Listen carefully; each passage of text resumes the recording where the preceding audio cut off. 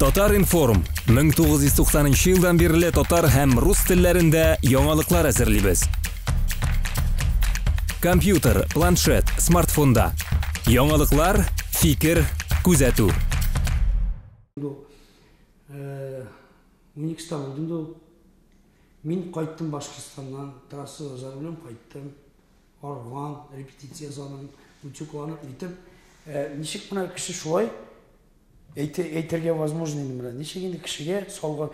Һәм менә бит сәхнәдә бисәң дә, шулай бит, личный движениелар ясасаң да, ты үзеңне спокойно, свободно тотсаң, или исерек или наркоман инде менә тамашачылар шундый впечатление туа бит.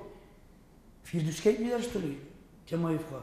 3 сәгать жарым шул хәтле нормальный кеше көндә 8 көн, 9 көн подряд концерт куя алмый, значит, ул наркоман дип әйтергә мөмкин. Значит, салып чыга дип әйтергә мөмкин. Тамашачылар шундый не начар яклы уйлый кешене. Артист бит наоборот кешегә бирмәкли, безнең булганлыгын җиткермәкли. И сразу исереккә чыгаралар. Ну, это же неправда.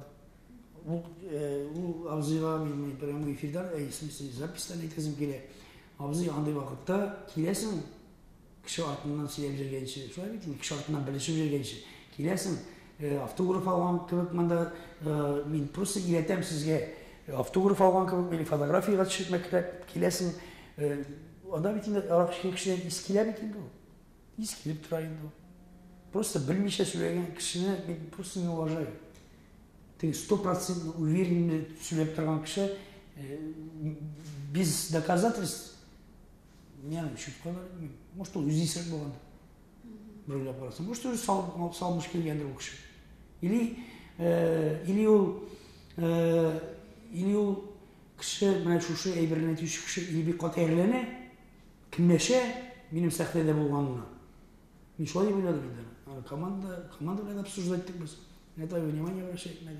Просто обидно медиа. Ты зараз алып чыксаң, әйтәйин диде. Шулай. Монда бит вообще. Татар информ 1990 жылдан бері татар һәм рус телләрендә яңалыклар әзерлибез. Компьютер, планшет, смартфонда. Яңалыклар, фикер, күзәтү.